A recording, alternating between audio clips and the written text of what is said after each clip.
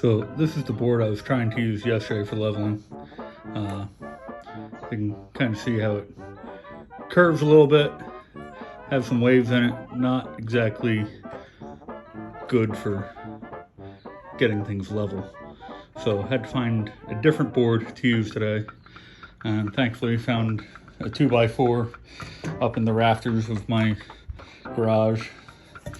Cut it down to size, and yeah, that's definitely a little more straight than the last one was, so that's what we'll be using today.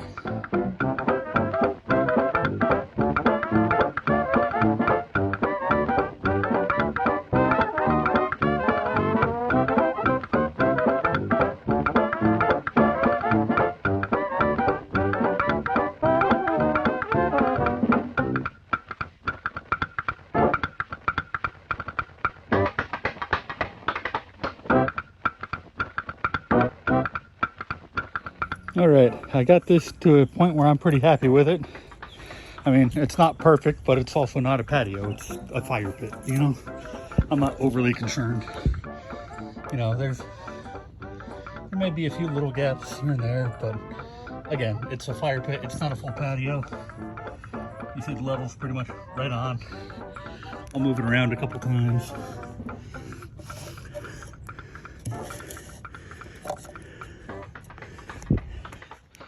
Again, levels right on. You know, not too many gaps, nothing major. I'm pretty happy with that. You can see kind of the difference between the back side of my yard and the front side of my yard. There's probably a good 1.5 to 2 inches difference between those side walls to get level.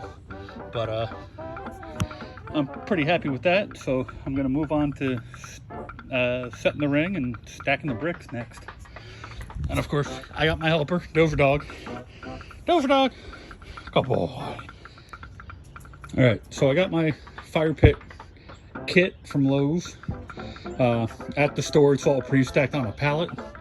So if you have a pickup, they can just put the pallet right in the back of your truck, but I had to unstack the pallet at the store, load it in the car, and now I get to unstack it here. First impressions, the ring isn't quite as deep as I thought it was going to be. I thought it was going to be closer to like a foot deep. It's not even the length of my hand, but you know, it's better than what I had, so I'll deal with it. Maybe next summer I might get another course or two of stones and a different ring, but for now this works, and I'll stack it and try it out, see how it goes. All right, so this Lowe's kit does come with instructions. You can see it's pretty much what I've done. Mark out your circle, dig it out, level it, put down your base material. Then it's centering the ring and laying the stones.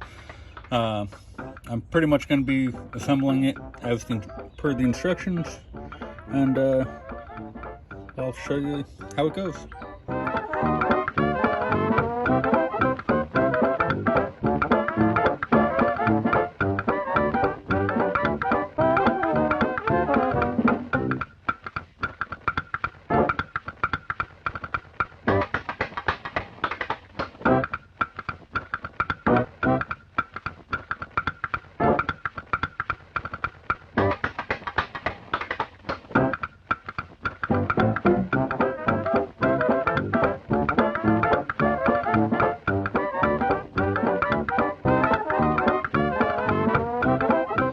Alright, so you may notice that I started kind of on opposite sides here. I placed 2 over here, then 2 over there, and then went around.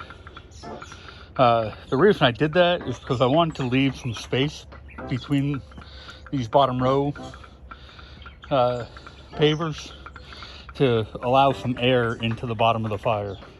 So instead of squeezing them all together, I want to space them out a little bit just to allow some air into the bottom of the fire there. Hopefully it'll help it burn a little better. But pretty much all around, you see the levels pretty much right on across the blocks. So I'm gonna finish laying, I think it's just 2 more courses. I think it's 3 courses altogether. So I'm gonna finish laying the other 2. They should go fairly quick. Because of course the first course you have to level everything first.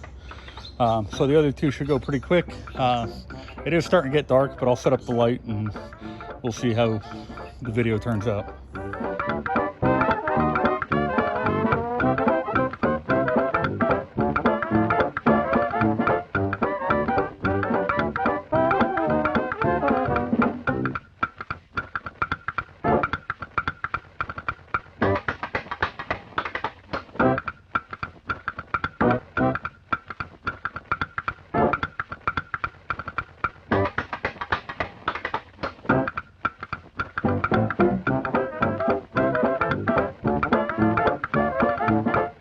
All right, well, here we are. I have it all together. I don't know, I feel like it didn't quite fit together as well as it should. I have about 4 or 5 spare blocks in the car. You know, adding the gaps on the bottom shouldn't really be an issue. If anything, that would just be 1 brick, not 4 or 5. But I guess it's nice if they give you extra in case any break or anything like that. You know, unfortunately, the gaps on the bottom do create an issue with the seams lining up. But it's not a structural thing. It's a 3-course fire pit. I'm not super worried about it. But you know, no fire tonight. I still got to fill it and put something around it, put some gravel or something around it. But I'm hot and tired, and I think Dozer's ready to go in and go to bed. So we're gonna call it a night for day 2, and looks like this is gonna be a 3-day project.